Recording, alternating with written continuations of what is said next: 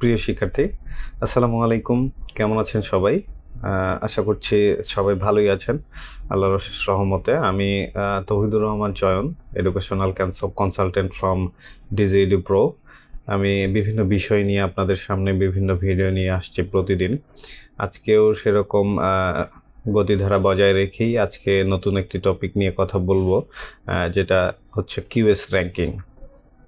Ranking আসলেই অনেক বড় বিষয়। র্যাঙ্কিং ম্যাটার করে স্টুডেন্টদের ইউনিভার্সিটি চয়েসের ক্ষেত্রে, সাবজেক্ট চয়েসের ক্ষেত্রে কিউএস র্যাঙ্কিংটা অনেক বেশি ম্যাটার করে।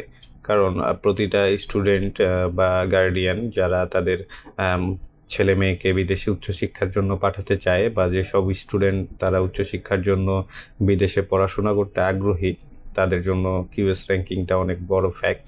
প্রথমত স্টুডেন্ট এবং গার্ডিয়ানরা ইউনিভার্সিটি চয়েস করে মূলত র্যাঙ্কিং দেখে, সাবজেক্ট দেখে, আসলে কোন ইউনিভার্সিটিটা ওয়ার্ল্ডে টপ করছে, কোন ইউনিভার্সিটিটা ওয়ার্ল্ডে ভালো জায়গায় ভালো পারফরমেন্স করছে, কোন ইউনিভার্সিটিতে অনেক বেশি মেজর এবং অনেক ভালো ভালো ট্রেন্ডি মেজর সাবজেক্টগুলো আছে কোন ইউনিভার্সিটিতে। প্রাথমিকভাবে একজন স্টুডেন্ট বা গার্ডিয়ান সাধারণত এই বিষয়গুলোই ফলো করে। সো কিউএস র্যাঙ্কিং মূলত একটা ওভারঅল র্যাঙ্কিং। এটা আসলে বিভিন্ন বিষয় নিয়েই দেন হচ্ছে এই র্যাঙ্কিংটা দেয়া হয়। সো আমরা প্রথমেই জেনে নিই আসলে কিউএস র্যাঙ্কিং কী কী বিষয়ের উপর ডিপেন্ড করে দেয়া হয়।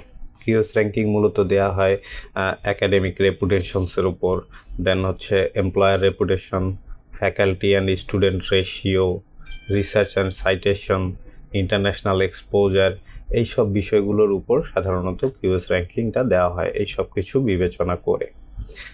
বিগত 10 থেকে 15 বছর আগেও চীনের এডুকেশন বলতে আমরা যেটা বুঝতাম সেটা হচ্ছে চিপ এডুকেশন এবং লিমিটেড গ্লোবাল রিকগনিশন।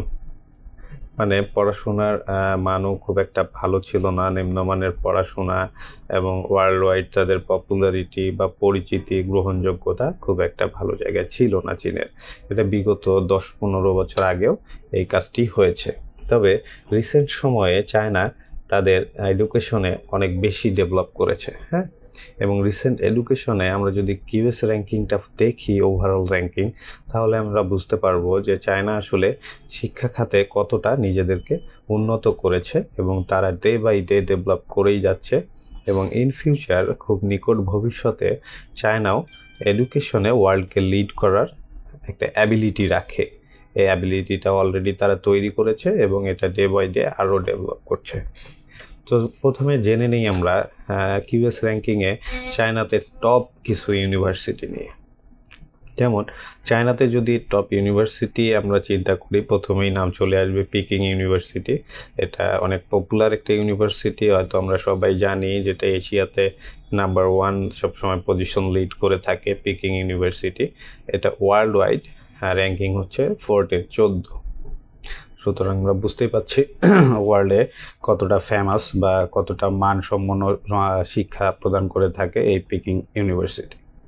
দেন যদি আসি আমরা, দেন নাম বলতে গেলে আপনাকে বলতেই হবে সিংহুয়া ইউনিভার্সিটির কথা, যেটা এশিয়াতে টপ 7-এ আছে এবং ওয়ার্ল্ড র্যাঙ্কিংয়ে ওয়ার্ল্ড ওয়াইড এটা আছে টপ 20-তে, 20 নম্বর পজিশন ধরে রেখেছে। সিংহুয়া ইউনিভার্সিটি ওয়ার্ল্ডে 20 নম্বর পজিশনটা তারা ধরে রেখেছে শক্ত অবস্থানে। দেন যদি আমরা নাম নিতে চাই তাহলে চলে আসবে ফুদান ইউনিভার্সিটির কথা, যেটা এশিয়াতে টপ 5-এ আছে এবং ওয়ার্ল্ড ওয়াইড যার র্যাঙ্কিং 39। এটি সাংহাই সিটিতে অবস্থিত। পিকিং ইউনিভার্সিটি, সিংহুয়া, দুটি বেইজিং সিটিতে অবস্থিত। দেন যদি আমরা ইউনিভার্সিটির নাম নিতে চাই তাহলে অবশ্যই নিতে হবে জেজিয়াং ইউনিভার্সিটির কথা, যেটা রিসেন্টলি অনেক মোস্ট পপুলার হয়ে যাচ্ছে, যেটা রিসেন্টলি অনেক ভালো পারফরমেন্স করছে বিশেষ করে সায়েন্সের দিক থেকে। তো জেজিয়াং ইউনিভার্সিটি এশিয়ায় আছে 8ম অবস্থানে এবং ওয়ার্ল্ড ওয়াইড এটির অবস্থান হচ্ছে 47 র্যাঙ্কিং। এটি হচ্ছে হ্যানজো সিটিতে অবস্থিত।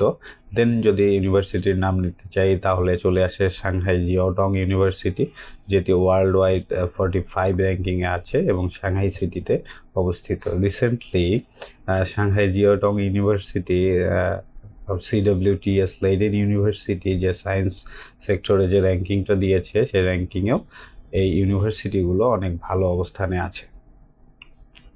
এই হলো আমাদের চায়নার ইউনিভার্সিটিগুলোর র্যাঙ্কিং। এটা আমি ট্রাই করলাম যে টপ 50-র মাঝে যে ইউনিভার্সিটিগুলো আছে সেখান থেকে আপনাদের কিছু ইউনিভার্সিটি বলার আমি ট্রাই করলাম।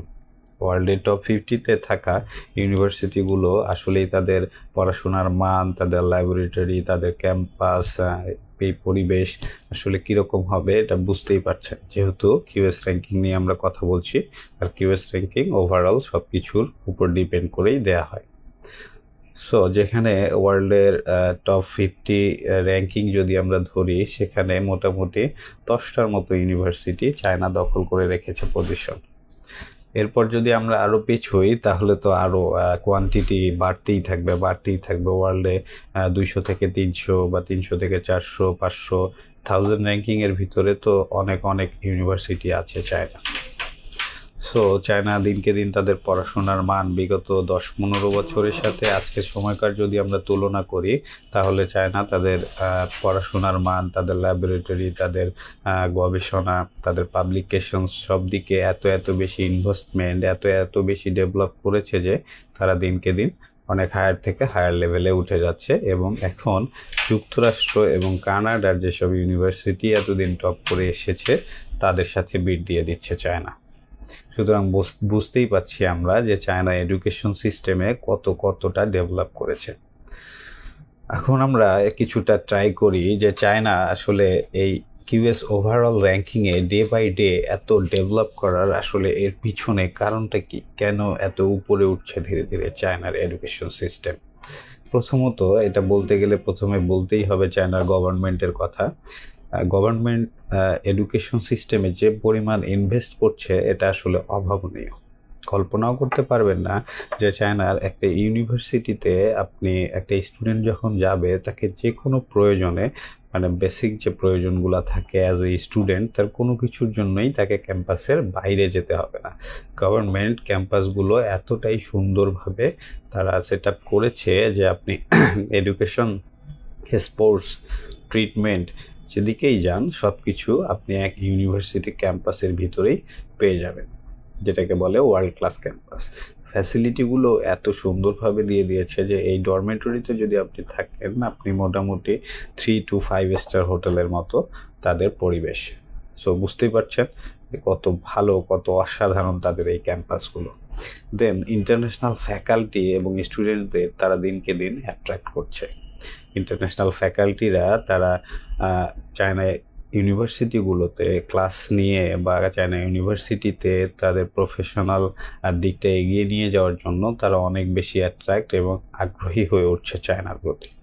আর স্টুডেন্টদের কথা তো বলছি, রিসেন্টলি আপনাদের সামনে প্রতিদিন কোনো না কোনো ভিডিও নিয়ে আসছি, আপনাদেরকে বলছি যে চায়নার প্রতি স্টুডেন্টরা এখন কি পরিমাণ আগ্রহ প্রকাশ করছে। দেন যদি আরেকটা চায়নার এডুকেশন সিস্টেম আপগ্রেডের কথা আসে, তাহলে আরেকটা কারণ বলতেই হয়, সেটা হচ্ছে ইংলিশ ডট প্রোগ্রাম। চায়না আস্তে আস্তে সব ইউনিভার্সিটিতেই মোটামুটি ইংলিশ ডট প্রোগ্রামগুলো চালু করছে। এতে করে ইন্টারন্যাশনাল স্টুডেন্টরা অ্যাট্রাক্ট হচ্ছে এবং চায়নার র্যাঙ্কিংয়ের দিক থেকে তাদের পড়াশোনার মানের দিক বিবেচনা করে দিনকে দিন চায়না স্টুডেন্টদের জন্য চায়না ধীরে ধীরে প্রথম পছন্দ হয়ে উঠছে। দেন গ্লোবাল ইন্ডাস্ট্রি কোলাবোরেশন, এর কারণেও এটাও একটা কারণ যার কারণে আসলে চায়নার ইউনিভার্সিটিগুলোর গ্লোবাল র্যাঙ্কিংগুলো উপরে উঠে আসা। সো আজকে আমি আপনাদের সামনে এক্সপ্লেইন করার ট্রাই করলাম আসলে কিউএস র্যাঙ্কিংটা কিসের উপর ভিত্তি করে দেওয়া হয় বা কি বেস করে এই ওভারঅল র্যাঙ্কিংটা প্রকাশ করা হয়। বিগত 10-15 বছর আগেও চায়নার এডুকেশন সিস্টেম কতটা লো ছিল এবং বর্তমানে কতটা হাই, তারপর কিছু ইউনিভার্সিটি র্যাঙ্কিংও আমি আপনাদের জানানোর চেষ্টা করলাম। দেন আসলে চায়না কেন এই র্যাঙ্কিংয়ে ধীরে ধীরে উপরে উঠছে, এই বিষয়গুলো আজকে আপনাদের সামনে আমি ক্লিয়ার করার চেষ্টা করলাম। আশা করি সবাই বুঝতে পারছেন এবং ডিয়ার স্টুডেন্টস, আপনারা হয়তো আমার লাইভটা দেখছেন বা ভিডিওটা পরে শুনবেন। সো আপনারা নিজেরাই বিচার বিবেচনা করে দেখবেন আসলে ওয়ার্ল্ডে বর্তমানে ধীরে ধীরে প্রগতিশীল দিকে চলে যাচ্ছে এডুকেশন সিস্টেমে চায়না কতটা এগিয়ে যাচ্ছে। এই বিষয়গুলো আপনারা যদি নিজেরাই বিচার বিবেচনা করেন, তাহলে আমি আপনাদেরকে চ্যালেঞ্জ করতে পারি যে চায়নাই আপনার জন্য হয়ে আসবে প্রথম চয়েস। আপনার এডুকেশন লেভেলটাকে আরও প্রোগ্রেসে নিয়ে যাওয়া, আপনার ব্যাচেলর করবেন, ওটা মাস্টার্স, পিএইচডি, সব প্রোগ্রামের জন্যই চায়না হবে বেস্ট।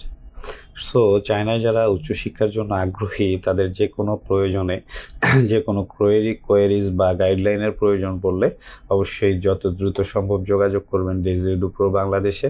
আমাদের অভিজ্ঞ কনসালটেন্টরা সবসময়ই আপনাদের কোয়েরিজ এবং সঠিক গাইডলাইন দেওয়ার জন্য প্রস্তুত আছেন। আমাদের ফেসবুক পেজ থেকে বা আমাদের ওয়েবসাইট থেকে আপনারা আমাদের এই অভিজ্ঞ কনসালটেন্টের নাম্বার কালেক্ট করে কন্ট্যাক্ট করতে পারেন, অথবা সরাসরি আমাদের ফেসবুক পেজে মেসেজ করতে পারেন, অথবা আমাদেরকে ইমেল করতে পারেন। আমরা সবসময় আছি আপনাদের পাশে সঠিক গাইডলাইন দিয়ে আপনাদেরকে উচ্চশিক্ষার পথ সুগম করে দেওয়ার জন্য। সো আজকে এ পর্যন্তই। সবাই ভালো থাকবেন, সুস্থ থাকবেন। আল্লাহ হাফেজ। আসসালামু আলাইকুম।